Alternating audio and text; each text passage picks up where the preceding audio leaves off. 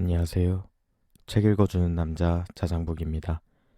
오늘 읽어드릴 책은 아르테 출판사의 페리스 작가님의 작품 Bring Me Back입니다. 12년 전 무제부에서 스키를 타고 돌아가던 길이었습니다. 저는 중간에 파리에 들러 레일라를 깜짝 놀라게 해주기로 했습니다. 레일라가 파리에 한 번도 못 가봤거든요. 함께 노트르담 성당 근처 식당에서 저녁을 먹은 다음 센 강변을 산책했습니다. 그날 밤 파리에서 묵을 수도 있었지만 지금 같아선 그럴 걸 그랬어요. 저희 둘 다 대번주 세인트 메리스에 있는 집에 가고 싶은 마음이 굴뚝 같았습니다. 파리를 떠난 게 자정쯤이었을 겁니다. 출발하고 1시간 반 정도 됐을 때 제가 화장실에 가고 싶어져서 고속도로를 벗어났습니다. 퐁슈에 피크닉 구역이 있거든요. 휴게소가 아니라서 주유소도 없고 아무것도 없었지만 화장실이 있다는 건 알고 있었습니다. 예전에 무제부로 스키 여행을 갈 때도 들렀던 적이 있어서 알고 있었죠. 그때 말씀드린 차 말고는 아무도 없었습니다. 화장실 건물 바로 앞에 주차를 해놨더라고요. 반대편 대형 화물차 구역에 화물차도 두어 대 있었던 것 같습니다. 적어도 2대는 있었는데 한 대는 막 떠나는 걸 제가 봤고 나머지 한 대는 나중에 제가 기사한테 말을 걸었던 차예요. 저희 차 안에 빈 물병도 하나 굴러다니고 있었고 무제부에서 올라오면서 내내 군것질을 했기 때문에 제가 화장실 건물을 지나 주차장 끝까지 차를 몰았습니다. 거기 쓰레기통이 하나 있었거든요. 거기다 과자 봉지를 버리려고요. 제가 화장실 밖에 주차해놓고 그냥 걸어서 갔어야 하는 건데 그랬으면 제가 더 가까이 있어줄 수 있었겠죠. 더 가까이 있을 걸 그랬어요. 레일라는 자고 있었습니다. 고속도로에 들어서자마자 골아 떨어졌고 전 그녀를 깨우고 싶지 않았어요. 그래서 잠깐 동안 그대로 운전석에 앉아만 있었습니다. 저도 좀 쉬려고요. 제가 내다 버리려고 쓰레기를 주워 모으기 시작하는데 레일라가 잠에서 깨더군요. 레일라는 거기 화장실을 쓰느니 깨끗한 휴게소에 도착할 때까지 참겠다고 그랬어요. 그래서 저만 차에서 내리면서 차 문을 잠그고 있으라고 했습니다. 그렇게 어두컴컴한 곳에 레일라를 혼자 두고 가는 게 마음에 좀 걸렸거든요. 레일라가 어두운 걸 너무너무 싫어해서요. 제가 화장실에 들어가다가 마주친 남자가 있었는데 얼마 후 차가 떠나는 소리가 들렸습니다. 그 남자는 저보다 키가 작았어요. 한 180cm쯤? 까만 머리였던 것 같고 턱수염이 있었습니다. 저도 거기 화장실이 별로 마음에 안 들어서 볼일을 빨리 봤습니다. 누가 지켜보고 있는 것 같아서 기분이 이상했거든요. 어쩌면 화장실 한 군데 문이 닫혀 있어서 그랬던 건지도 모르겠습니다. 저희 차로 돌아가는 길에 화물차 한 대가 주차구역에서 빠져나가는 소리가 들리기에 지켜봤더니 고속도로 진입로 쪽으로 향하더라고요. 무슨 급한 일이라도 있는 것처럼 차를 굉장히 빨리 몰았지만 솔직히 그 당시엔 그냥 그런가 보다 하고 말았습니다. 멀리서도 저희 차의 실루엣이 보였는데 이제 저희 차밖에 없더군요. 화장실 건물 앞에 주차되어 있던 나머지 한 대가 가버렸으니까요.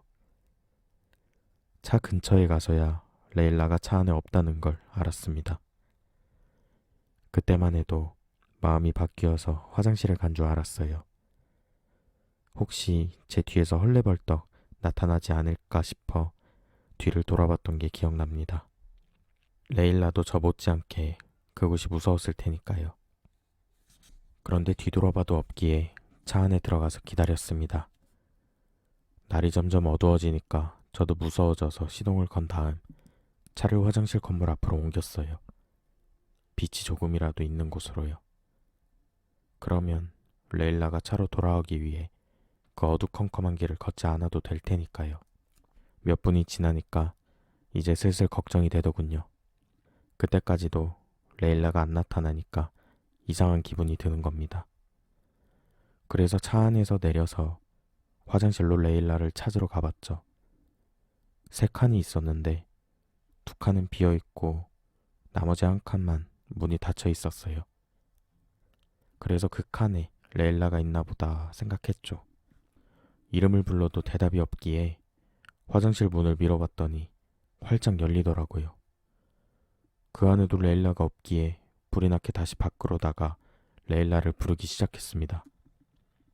어쩌면 제가 차에서 나온 뒤에 레일라가 스트레칭도 하고 바람도 쐴 겸 잠깐 산책이나 다녀와야겠다고 생각했을지도 모르니까요. 하지만 그런 생각을 하면서도 레일라가 차에서 나와 돌아다닐 리 없다는 걸 속으로는 알고 있었습니다.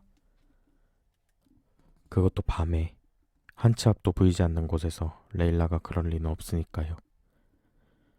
아까도 말씀드렸다시피 레일라는 어둠을 굉장히 싫어했거든요.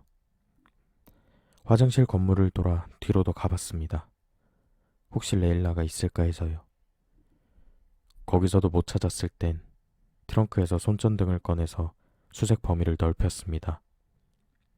레일라의 이름을 목이 터져라 부르면서 피크닉 구역을 다 뒤졌습니다.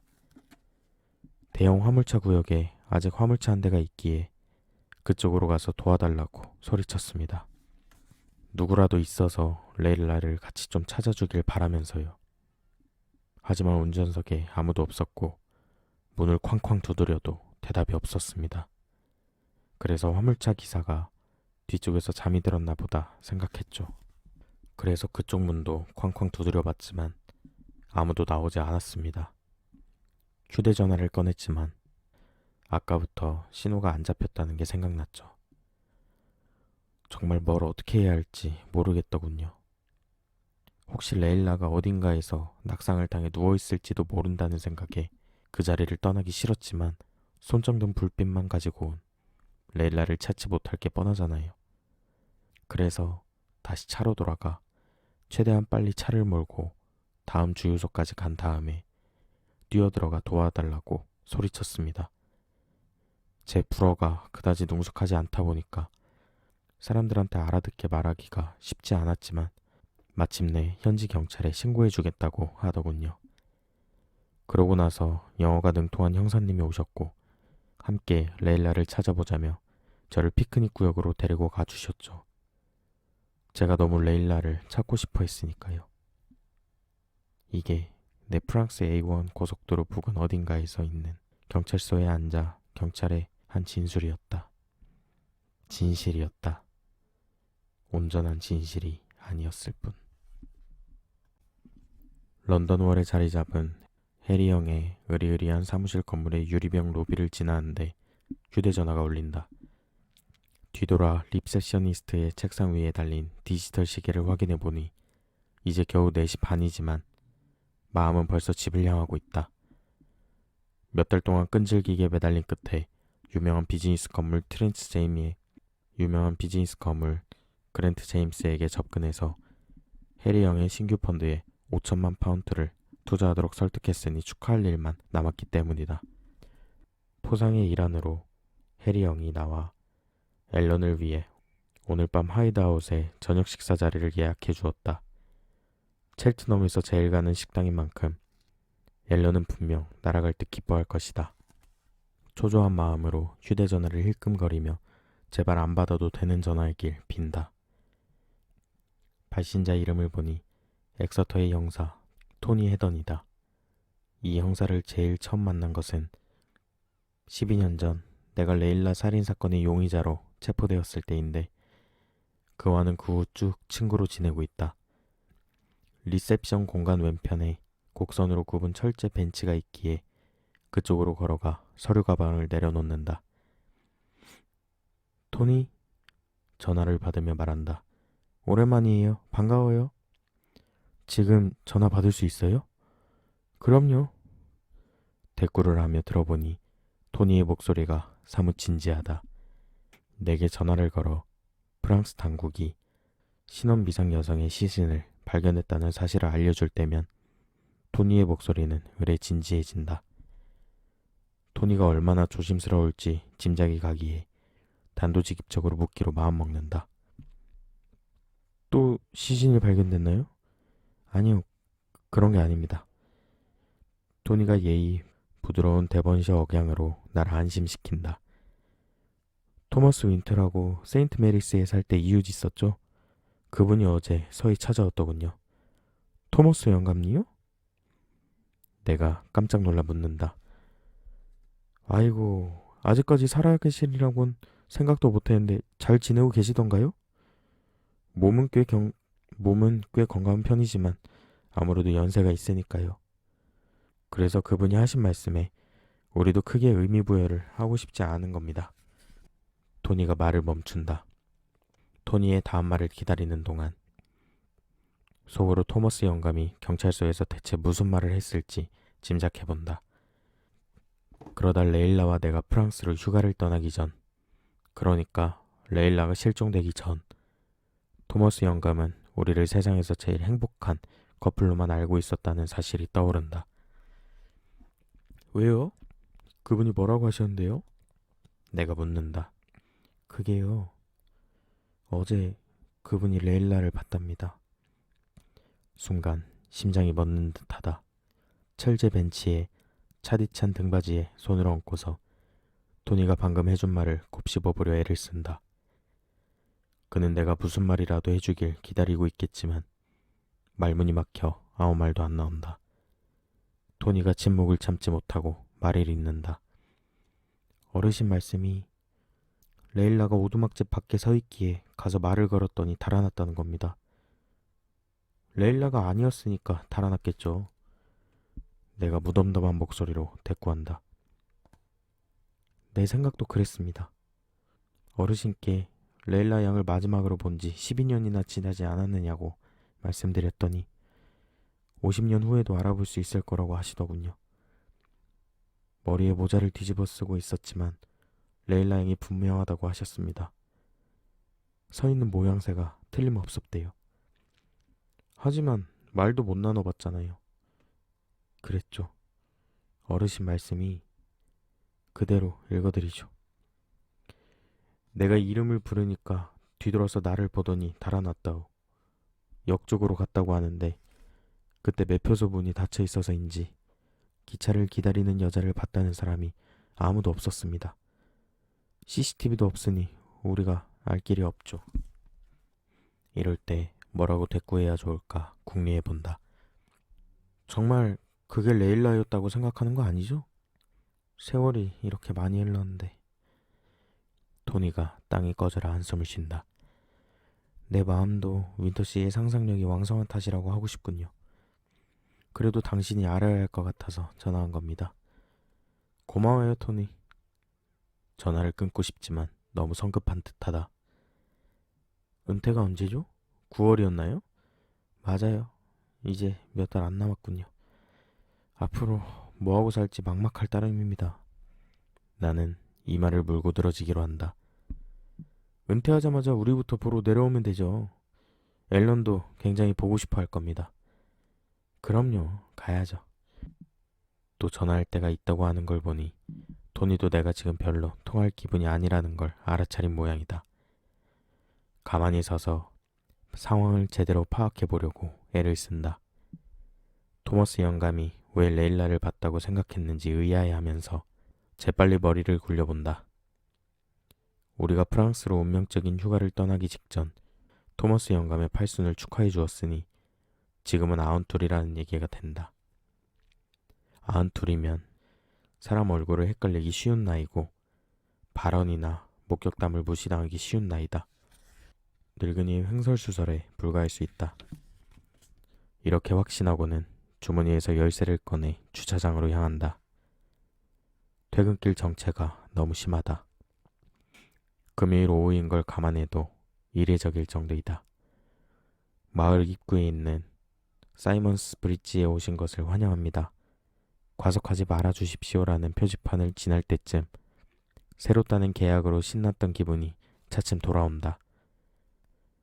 화이트아웃을 계약해 주시다니 해리 형이 엄청나게 선심을 썼다. 해리 형이 거기선 사슴 스테이크를 먹어야 한다고 했는데 정말 그럴까 보다. 잠시 후 집 앞에 차를 세우는 중이다. 바깥에선 볼품 없을지 몰라도 일단 실내를 들어서면 내게는 보금자리이자 동산이자 안식처나 다름없는 집이다. 현실 세계에 있을 때의 앨런은 내가 앨런을 보고 싶어 조바심치듯 그녀도 내가 보고 싶어 조바심치며 문간에 서 있고는 한다. 대개는 작업 중인 일러스트의 세계에 푹 빠져 있다가 자동차 타이어가 자갈리를 우두둑 우두둑 지나는 소리에 그 세계에서 빠져나와 내가 차에서 내리기도 전에 문을 열곤 한다. 그런데 지금은 그러지 않는다. 오늘은 왠지 불길하다. 바보처럼 굴지 말자고. 앨런이 늘 문을 열고 맞아주지는 않는다고. 전화로 기쁜 소식을 미리 알렸으면 당연히 앨런이 기다리고 있을 거라고 스스로 타일러 본다. 하지만 얼굴을 보고 직접 알려주고 싶었다. 앨런이 가만히 듣다 당신 정말 대단하다며 칭찬해주는 모습이 보고 싶다. 이런 말이 어떻게 들릴지는 나도 잘 알지만 내가 자만심이 강해서 그런 건 아니다. 이번 계약 성사는 내 직업 생활의 하이라이트나 다름없기 때문이다. 트렌트 제임스는 아드레날린을 솟구치게 하는 짜릿한 성과다. 시장보다 한 수 앞설 때 얻는 희열감, 저리 가라 할 정도의 성과다. 자물쇠에 열쇠를 넣고 돌리는 소리가 났을 텐데도 앨런이 문가로 오지 않는다. 털이 붉은 우리 집 사냥개 패기도 오지 않는다. 이건 전자보다 훨씬 드문 일이다. 이름을 부르는 대신 앨런을 찾아 나서는 내 얼굴에 걱정의 빛이 스쳐간다. 거실로 들어가는 문을 밀어 여니 안락의자에 몸을 웅크리고 있는 앨런이 보인다. 내 파란색 셔츠를 입고 있다. 앨런이 자꾸만 내 옷장에서 옷을 몰래 꺼내가고 있다. 그래도 난 괜찮다. 오히려 앨런이 그 옷을 입고 있는 모습을 보는 게 좋다. 마치 텐트처럼 양무릎을 가슴께까지 세우고 파란색 셔츠로 다리를 덮고 있다. 앨런을 찾아 다행이란 생각에 숨죽여 내쉬던 안도의 한숨은 먼 과거에 시선을 고정한 채 멍하니 창밖을 응시하는 그녀의 모습에 쏙 들어간다. 한동안 못 보던 앨런의 모습이지만 내겐 너무 익숙해서 모를 수가 없다. 패기가 그녀의 발치에 잠자코 누워있는 이유도 이제 알겠다. 패기는 늘 앨런이 기분에 민감하게 반응한다. 앨런? 내가 조심스레 부른다. 앨런은 나를 향해 고개를 돌리면서 눈에 초점이 돌아오자 벌떡 일어선다. 미안. 앨런이 기운 없이 말하며 급히 나를 향해 다가오자 패기가 그 뒤를 터벅터벅 따른다. 패기도 이제 제법 나이 든 티가 난다. 생각 좀 하느라고. 그런 거 같더라. 앨런이 키를 높여 내게 키스한다. 오늘 하루는 어땠어? 좋았지. 계약 소식을 잠깐 보류한 채 짧게 대답한다. 자기는? 자긴 어땠는데? 나도 좋았지. 하지만 그녀의 미소가 지나치게 밝은 감이 있다. 그래서 내가 집에 들어올 때 무슨 생각을 하고 있던 건데? 앨런이 고개를 가로젓는다. 별거 아니야. 손가락으로 앨런의 턱을 들어 올려 위를 향하게 한다.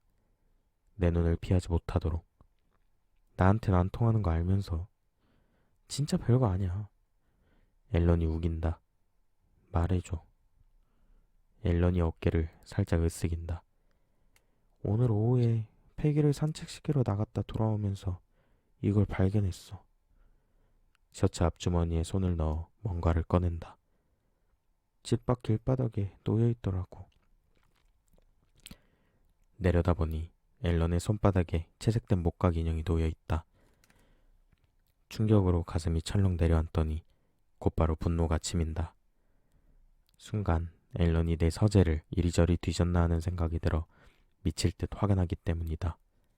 하지만 이내 앨런은 절대 그런 짓을 할 사람이 아님을 떠올리고 눈이 뒤집힐 듯 끌어올릴 뻔한 분노를 쫓는 데 집중한다. 어쨌거나 집 밖 길바닥에서 발견했다고 하지 않았던가. 누가 떨어뜨린 거겠지. 최대한 태연하게 말한다. 어떤 애가 학교나 다른 데를 갔다 집에 가는 길에 나도 알아. 그냥 이걸 보니까. 앨런이 말을 하다 만다. 보니까? 앨런을 다그친다. 무슨 말을 할지 알기에 마음을 단단히 먹고서. 레일라 생각이 나서. 언제나처럼 그 이름은 우리 사이에 어정쩡하게 매달려 있다. 게다가 오늘은 토니의 전화까지 받아서인지 평소보다 더 묵직하게 느껴진다. 앨런이 무거운 분위기를 바꿔보려고 갑자기 웃음을 터뜨린다. 그래도 이제 한 세트 완전히 갖추게 됐네. 이 말 또한 무슨 의미인지 나는 알고 있다. 그 이야기를 처음 들려준 건 레일라였다. 어쩌다 두 자매가 인형 안에 인형이 겹겹이 들어있는 러시아 인형 마트로시카를 한 세트씩 갖게 되었고, 어쩌다 앨런이 인형 세트 속에 가장 작은 인형이 어느 날 갑자기 사라졌는지 앨런은 인형을 가져간 범인으로 레일라를 지목했지만 레일라는 부인했고 지금까지도 인형의 행방은 밝혀지지 않았다. 처음 그 이야기를 들은 지 13년이 지난 지금 이 무슨 운명의 장난이란 말인가. 레일라가 앨런의 작은 러시아 인형처럼 사라진 이유 지금까지 행방이 밝혀지지 않았으니 말이다. 그 인형 바깥 담장에 갖다 놓아야 할 것 같은데? 길에 떨어진 장갑 주웠을 때처럼 말이야. 누군가 찾으러 올지도 모르잖아. 앨런의 표정이 어두워지자 나도 속상해진다. 그까진 러시아 인형이 뭐라고. 하지만 토니와 통화를 하고 난 뒤라 사소하게 느껴지지가 않는다. 그럴 수도 있단 생각은 못했어. 앨런이 말한다. 어쨌거나 자기가 원하면 러시아 인형쯤은 얼마든지 사줄 수 있게 됐어. 내가 달랜다. 인형을 못 사서 그런 게 아니라는 걸 알면서도. 앨런이 두 눈이 휘둥그레진다. 자기 혹시... 맞아. 이렇게 말하고는 앨런을 양팔로 번쩍 올린 다음 빙글빙글 돌린다. 언제나 그렇듯 앨런은 레일라하고는 비교도 안 되게 가볍다. 밤색 머리카락이 짧게 묶은 머리 묶음에서 덩굴처럼 삐져나와 얼굴을 때린다. 앨런이 내 양 어깨를 꽉 붙잡는다. 그랜트 제임스가 투자했어? 앨런이 깍 소리를 지른다. 응. 라일라 생각을 밀어내며 말한다. 빙글빙글 돌던 것을 멈추고 앨런을 바닥에 내려놓는다. 어지러운지 앨런은 휘청거리며 내게 기대오고 나는 그런 앨런을 양팔로 꼭 감싼다. 정말 잘 됐다. 해리가 너무 기뻐서 하늘로 날아가는 거 아니야? 앨런이 꼼지락거리며 내 품을 벗어난다. 거기 있어봐. 조금 이따 다시 올게. 앨런이 부엌으로 사라지자 나는 소파에 앉아 기다리기로 한다. 패기가 내 무릎 사이로 비집고 들어온다. 양손으로 패기의 얼굴을 감싸고 보니 털색이 점점 희끗희끗해지는 게 보여 마음이 무거워진다. 손으로 패기의 귀를 부드럽게 잡아당기며 넌 참 예쁜 친구라고 말해준다. 내가 이렇게 해줄 때마다 패기가 얼마나 좋아하는지 모른다. 사실 패긴 나한테 언제나 단순한 반려견 이상의 존재였다. 그런데 지금은 러시아 인형 때문에 그런 생각이 잘못된 것만 같다. 마음이 불안해서인지 가만히 앉아있기 어렵다. 정원 별채에 있는 데 서재로 가고 싶다. 가서 내 러시아 인형, 앨런이 존재를 모르는 그 인형이 숨겨놓은 장소에 그대로 있는지 확인하고 싶다. 하지만 참기로 한다. 내 세상에서는 모든 게 잘 돌아가고 있다고 스스로에게 주지시키며 그럼에도 정말 힘이 든다. 자리에서 일어나 앨런을 찾으러 가려는 찰나 그녀가 한 손에 샴페인을 다른 한 손엔 샴페인 잔 2개를 가지고 돌아온다. 완벽한데? 내가 앨런에게 미소를 지어 보이며 말한다. 몇 주 전 냉장고 안쪽에 숨겨놨지. 앨런이 테이블에 잔을 내려놓고 샴페인병을 내게 내밀며 말한다. 아니지.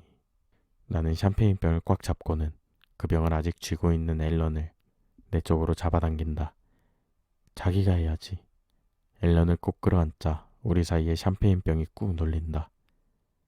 자기가 얼마나 아름다운지 자긴 알아? 내 찬사에 멋쩍은 앨런이 고개를 푹 숙여 내 어깨에 키스한다.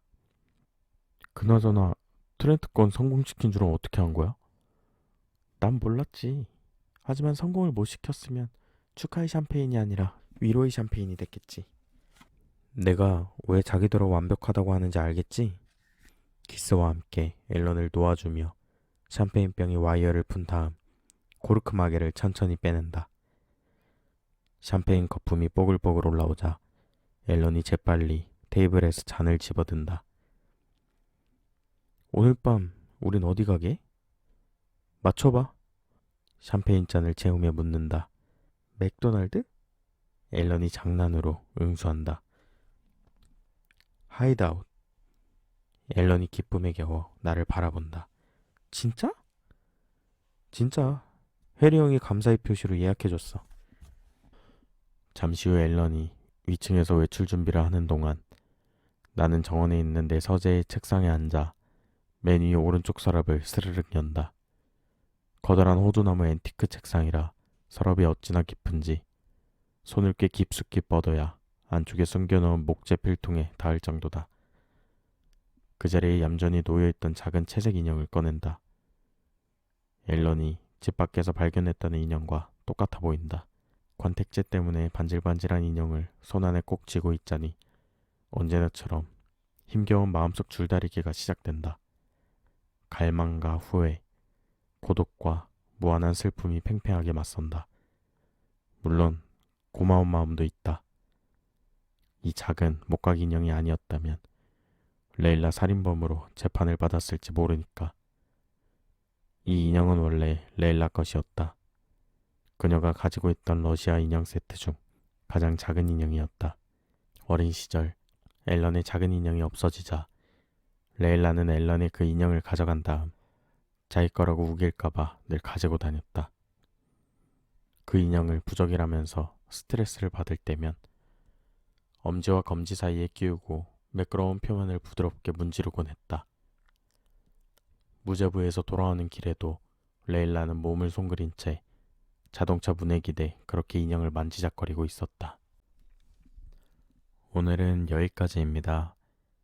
다음 주부터는 책을 읽기 전 여러분들과 소통하는 시간을 가져보려 합니다. 여러분들의 생각을 댓글로 남겨주세요. 오늘 당신의 소확행은